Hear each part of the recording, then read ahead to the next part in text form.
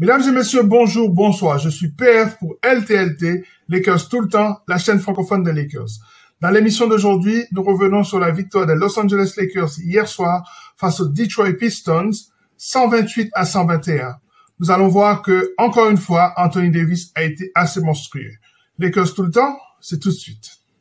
Step 1, wake up early, gonna rise with the sun. Step 2, get some good, some food in you. Step 3, think real hard about what you wanna be. Step 4, fuck everybody, just do your thing. Wake up, today's gonna be a good day. Wake up, today's gonna be a good day.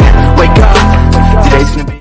Comme toujours, nous allons commencer par le bon, ensuite le moins bon, avant de faire une projection sur le prochain match des Los Angeles Lakers.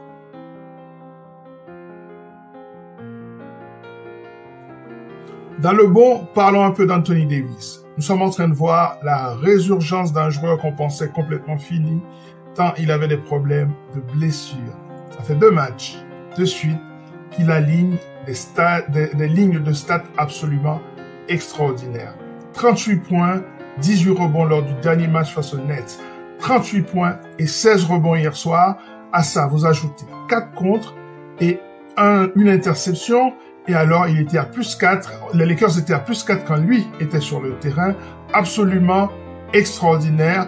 Le ministre de la Défense, mais aussi le ministre de l'Attaque. Eh bien, c'est le ministre de tout. C'est la monarchie absolue. Extraordinaire, Monsieur Anthony Davis. Il faut absolument que tu continues comme ça. De plus, les Lakers ont gagné la bataille du rebond 44-37. Attention. Ne vous fiez pas à cette stat de 44-37, puisqu'au fond, les Lakers dominaient complètement cette bataille, jusqu'à ce que, dans le 3e quart-temps, le coach Darvin Ham décide qu'il était temps de mettre 4 petits autour d'Anthony Davis. À ce moment-là, ils ont concédé beaucoup de rebonds. En tout cas, je vous ai dit depuis le début, la question du rebond est fondamentale. Les Lakers ont trouvé un moyen de le régler aujourd'hui. Retour de Thomas Bryant dans le line-up hier, ça va aider beaucoup. Vous allez voir qu'il y aura beaucoup plus de combats dans la raquette et les Lakers seront beaucoup plus présents. Le supporting cast des Lakers a répondu présent hier avec beaucoup de joueurs qui ont contribué au marquoir, mais aussi à faire des choses multiples sur le terrain. Je pense à Lonnie Walker, je vous ai dit. C'est le facteur X. C'est l'homme qui se concentre sur le scoring et qui permet aux Lakers de rester dans les matchs. 17 points hier soir. Russell Westbrook est sorti du banc, 10 points, 12 rebonds, seulement, je dis bien seulement, 4 pertes de balles. Surtout, quand il était sur le terrain hier, les Lakers étaient à plus 14, de bonne augure. Austin Reeves continue à jouer du très haut niveau de basket, 16 points, 6 passes décisives, mais surtout, quand il était sur le terrain, les Lakers étaient à plus 14. Très intéressant.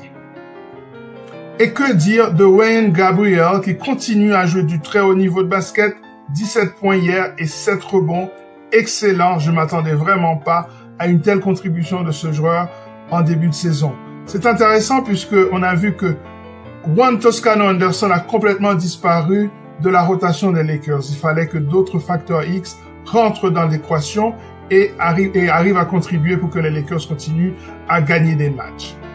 Et enfin pour finir, Kendrick Nunn, je l'ai tellement critiqué sur cette chaîne ces derniers temps que hier, il a fait une bonne performance. Il fallait que je souligne cette performance. 10 points. Il n'a pas eu énormément de temps de jeu. J'aurais aimé qu'il soit un peu plus sur le terrain puisque hier, il était carrément chaud. Il a tiré à 2 sur 2 à 3 points et 4 sur 4 dans le champ, c'est-à-dire la réussite sur le terrain.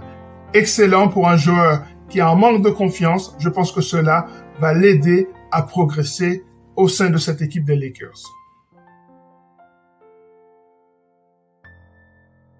Le moins bon.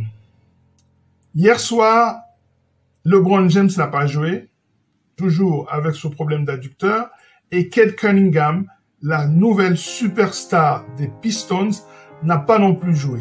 Je me mets à la place de ceux qui ont acheté les droits de retransmission de ce match et qui se retrouvent sans cette bataille qui aurait été assez extraordinaire entre deux joueurs qui se ressemblent profondément. Et donc, il se trouve que ces 2 superstars n'ont pas joué hier soir.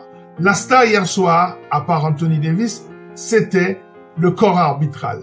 30 fautes sifflées contre les Lakers, 26 sifflées contre les Pistons. beaucoup trop de fautes dans ce match qui était complètement haché. C'était pas toujours très beau à voir.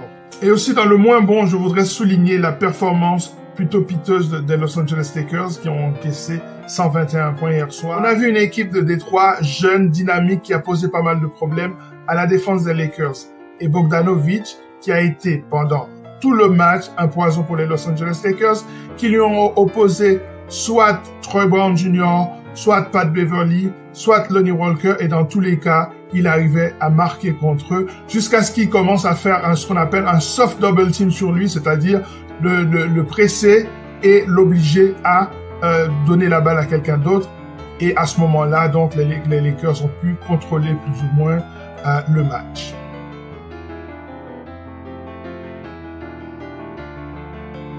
Le prochain match des Lakers, c'est dans la nuit du dimanche au lundi au Staples Center. Non, au Crypto.com. Désolé, j'ai du mal à me faire à cette situation, à ce changement de nom. Bref, les Lakers reçoivent les Spurs.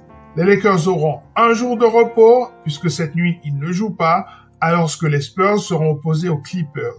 Les Lakers seront beaucoup plus frais. Un jour de plus de repos pour LeBron, qui sans doute jouera ce match. Il devrait gagner ce match, si et seulement si il règle la question du rebond encore une fois. Deuxièmement, que le supporting cast arrive à apporter une forme de contribution quelconque. Et trois, que Anthony Davis continue à être le monstre qu'il est actuellement. Voilà, ça est terminé pour cette émission consacrée à la victoire des Los Angeles Lakers face aux Detroit Pistons. Un match que les Lakers étaient censés gagner et qu'ils ont gagné. À très bientôt pour une nouvelle émission sur cette chaîne Lakers tout le temps, la chaîne francophone des Lakers. Ciao.